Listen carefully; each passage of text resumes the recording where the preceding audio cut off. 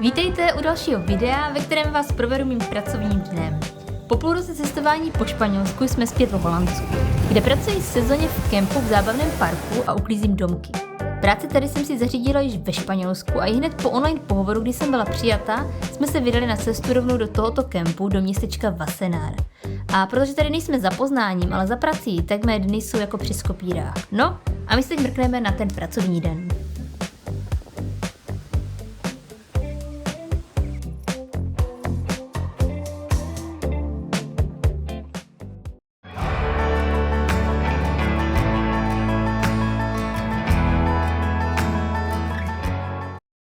My přespáváme na této benzínové pumpě z kamionisty a do práce to mám asi 13 minut. Začínám vždy v 9 hodin a končím o 5:30. Asi první 2 týdny jsme parkovali naproti mé práce přes cestu, kde je velké a prostorné parkoviště, ale jednoho dne jsme byli vyhnáni policií pod poruškou pokuty. Což nám však ale otevřelo dveře přímo do zábavného parku. Normálně zaměstnanci nemají povoleno parkovat uvnitř parku. To bychom si museli jedině zaplatit vstup a to bychom se asi nedoplatili.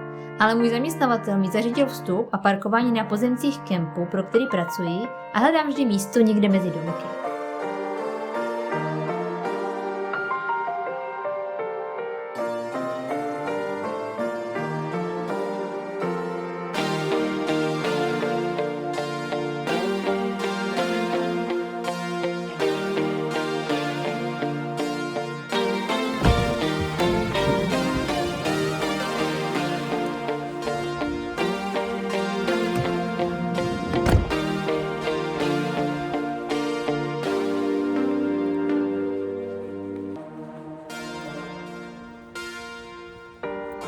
Mé první kroky vedou vždy do kanceláře, kde máme takový ranní meeting a jsou nám přiděleny domky na úklid. A poté na místo, kde si nachystám a vyzvednu všechny potřebné věci, které budu ten den potřebovat. Většinou sebou tahám více věcí jako kýbl, mop a další tašku, ale tady jsem měla už vše připravené na vozíku. Takže jsem si vyzvedla jen batoh.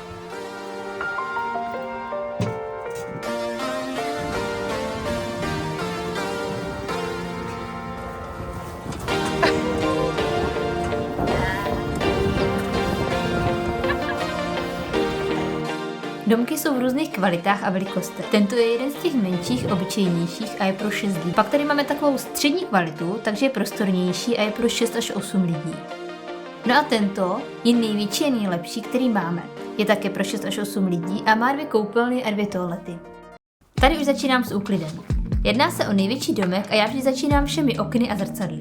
Pak se vrhám na kuchyň, kde je potřeba zkontrolovat i veškerý inventář a případně ho i vyčistit a stejně tak kompletně celou linku. Pokud něco najdeme, nebo nám zákazníci nechají cokoliv záměrně, můžeme si vše nechat. Nejedná-li se však o něco cenného, jako je noťaz, mobil a podobně.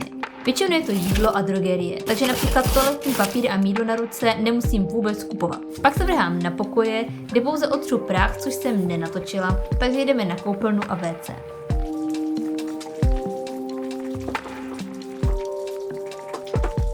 Poté zametu a protože se jedná o super prémiový dům, tak stelu i postele. V ostatních domech, které jsou nižší kvality, to neděláme a zákazníci si oblékají postele sami. Tady je fakt super, že máme obyčejné lehké peřiny, oproti těm těžkým hotelovým a navíc ustlání nemusí být tak nažahlané, přeci jen jsme v kempu. Takže z povlíkání nejsem tak hotová a jde to fakt rychle. No a nakonec vytřu podlahu. Vnitřek mám hotový a pouštím se na terasu. Utřít stůl, vše porovnat a vyčistit barbecue grill, což jsem taky nenatočila a je to pro mě dost otravné a nechutné. S úklidem těchto domů nám pomáhá uklízecí firma, takže některé dny na místo samotného úklidu jen kontroluji úklid po firmě a případně opravím nedostatky. Je to fajn změna, protože já osobně nemám ráda dělat pořád dokola to samé. I když musím přiznat, že u samotného uklízení čas letí extrémně rychle na rozdíl od těchto kontrol.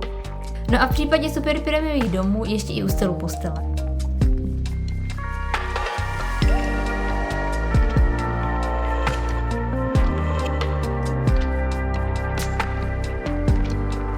Za 8hodinovou směnu musím uklidit zhruba 4 až 5 domů.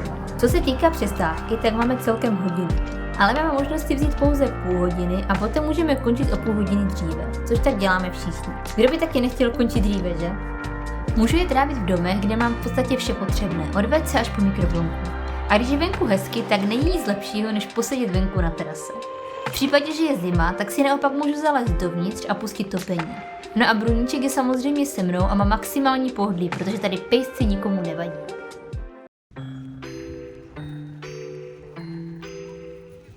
Pojď jdeme, no pojď. Pojď, Happy. Bruno, hop, nežer to. Fuj, ty. Hop dovnitř. Hopi. Tak, je hodný. Opravdu obrovskou výhodou je, že tady máme i servis a tím, že parkujeme uvnitř kempu, tak ho máme zdarma. Takže zhruba každý třetí den po práci sem zajedeme, doplníme vodu, vypustíme šedou vodu a vlijeme toaletu. Voda není tady v Holandsku až tak velký problém, protože se dá jednoduše dopustit zdarma, například v parcích, kde jsou veřejné kohouty s vodou na osvěžení.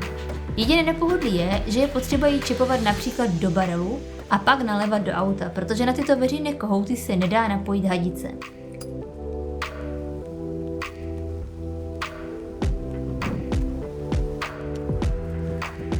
My máme 60-litrovou nádrž na vodu a tady nám zbylo asi 5 litrů. Já teda napouštím vodu přes postel, kde máme velké šroubovací víko do nádrže a jsem za to fakt šťastná.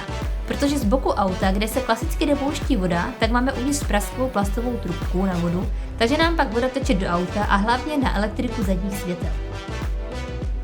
Zdeňa se vždy stará o WC kazetu.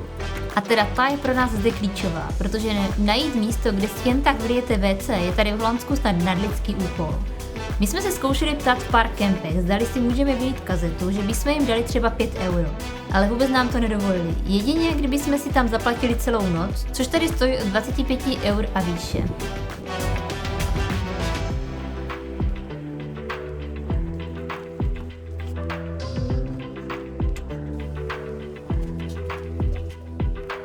My si sebou vozíme ještě rezervní 20-litrový barel na vodu, jako takovou zálohu.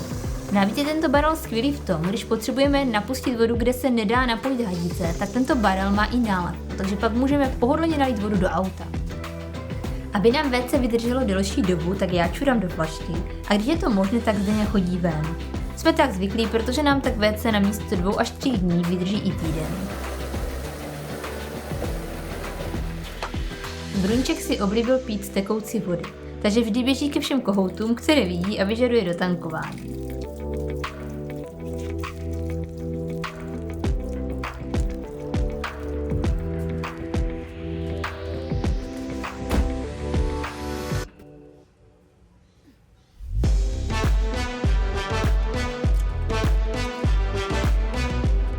V kempu jsou také veřejné pračky a sušičky, za což jsem fakt vděčná. Protože jsme zkusili pračky na benzínce a krom toho, že byly dražší, tak mi prádlo ani pořádně nevypraly.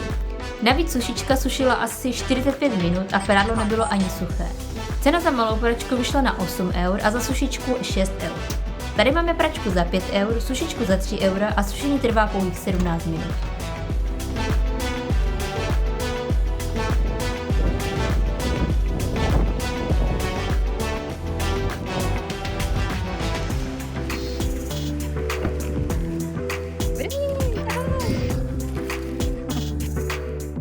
Další skvělou výhodou je, že tady máme sprchy a to zdarma.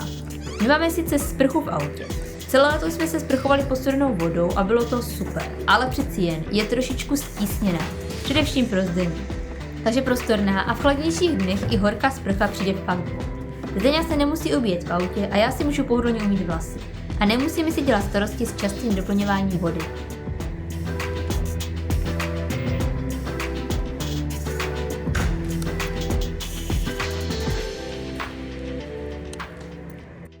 Jednou týdně si zajedeme cestou z práce nakoupit do supermarketu. A jezdíme vždy tady do tohoto, protože má prostorné parkoviště, takže můžeme pohodlně zaparkovat i s naší 6,5 metrovou dlouhou dodávkou a tady vzadu je vždy místo. Máme sebou nazbírané petky a plechovky z práce, tak je jdeme hodit do automatu, ať máme nějakou slevičku na nákup. Tak jo, tak máme 3,55 plastových a euro z plechovek. A tady už můžete krásně vidět, jak ta částka poskočí dolů. Z toho mám vždy fakt radost.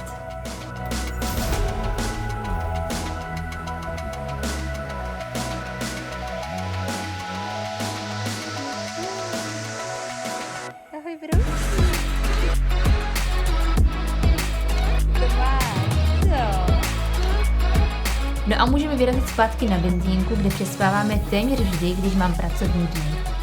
Cyklisti tady mají absolutní přednost, takže bacha na to, protože vám jedou do cesty bez váhání a ani se nekoukají. Divím se, že jsem ještě nějakého nesrazila, protože tady jsou cyklostezky doslova opravdu úplně všude a někdy na ně prostě zapomínám. Vím, že se na sociálních sítích povídá ledacos o přespávání na benzínkách, ale my na této přespáváme přes 2 měsíce. Nikdy jsme neměli problém a cítíme se zde bezpečně. Sem tam tady někdy přespávají i v osobních autech a policie nás odsud nevyhazuje. Venčení má na starost spíše Zdeňa, především v mé pracovní dny. No a já si připravuji večeři, snídani a oběd na další den. Nebaví mě vařit si každý den, takže si vždy připravuji oběd na 2 dny dopředu. Tady se zrovna připravují snídaní, je to taková vaječná placka s ovesnými vločkami na sladko. A jdeme na obědy a dnešní večeři. Já maso nejím, takže tady mám takovou vegetariánskou nahrášku a k tomu si dám rýži. Tady mají opravdu skvělý výběr vegetariánských pokrmů a za docela dobré ceny, vzhledem k ostatním za potraviny.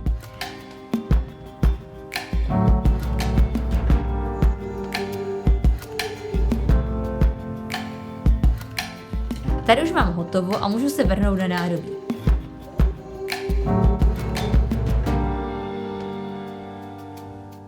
Teď už si můžu v klidu vychutnat svou večeři, která je fakt luxusní. Já tyhle jídla prostě fakt miluji. Ale není to tak, že bych měla každý večer teplou večeři. Zítra bych to viděla na zaplácnutí chlebem se sýrem. Jak jsem řekla, fakt se mi nechce každý den vyvařovat.